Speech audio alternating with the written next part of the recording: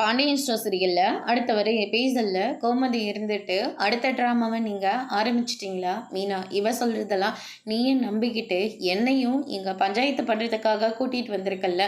பார்த்தியா, அவங்க அம்மாவுக்கு கொஞ்சமாவது மயில் மேலே அக்கறை இருக்கா? அவங்க பொண்ணோட வாழ்க்கையை பற்றி அவங்களே கவலைப்படல. நீ எதுக்காக இது எல்லாத்தையும் பண்ணிக்கிட்டு இருக்க மீனா? வா பேசாமல், இல்லாட்டி நானே உன் கூட பேசாமல் நின்றுவேன் அப்படின்ற மாதிரி கோமதி வந்து சொல்லிடுறாங்க.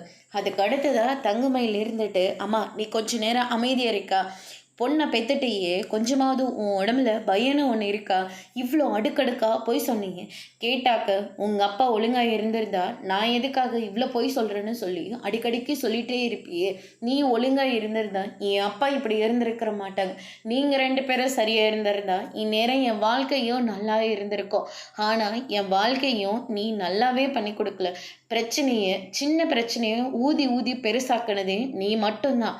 இவங்க மேலே புகுந்த வீட்டில் நாலு பேரை நம்ம பொண்ணு போய் வாழணுமே, நம்ம போலீஸ் ஸ்டேஷனுக்கெல்லாம் போகலாமா அப்படின்னு சொல்லிட்டு நீ கொஞ்சமாவது யோசிச்சு பார்த்தியா?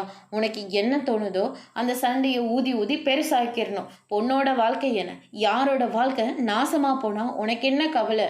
இங்கே கூட மீனா எனக்காக பேச வந்திருக்கு, என் குழந்தைக்காக பேச வந்திருக்கு. ஆனால் நீ என்ன பண்ணிக்கிட்டு இருக்க? என் வாழ்க்கையை இதோட அறுத்து விடுறதுக்காக தான் நீ எங்கள் பின்னாடியே வந்திருக்க. நீ என்ன நோக்கத்தோடு இங்கே வந்திருக்குன்னு எனக்கு தெரியாதுன்னு நினச்சிக்கிட்டு இருக்கியாம்மா? கேட்டால் உன் புகுந்த வீட்டுக்கு போ, இல்லாட்டி இங்கேயாவது செத்து போன்னு சொல்லிக்கிட்டு இருக்க. சொந்த வீட்லேயே நான் உனக்காக வேலைக்கு போய் சம்பாதிச்சு கொடுக்குறேன். வாரம் பணத்தை வாங்கிட்டு வர சொல்கிறேன். யாராவது மாதத்துக்கு தான் சம்பளக்கே சேர்த்துப்பாங்க, வாரத்துக்கு யாரும் சம்பளத்துக்கு சேர்த்த மாட்டாங்க.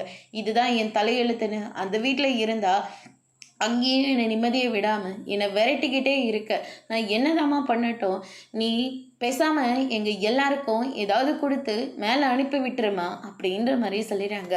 மீரா என் வாழ்க்கைக்காக இங்கே போராடிட்டு இருக்கமா அப்படின்ற மாதிரி சொல்லிட்டு இருக்காங்க. அதோடு முடிச்சிருக்காங்க.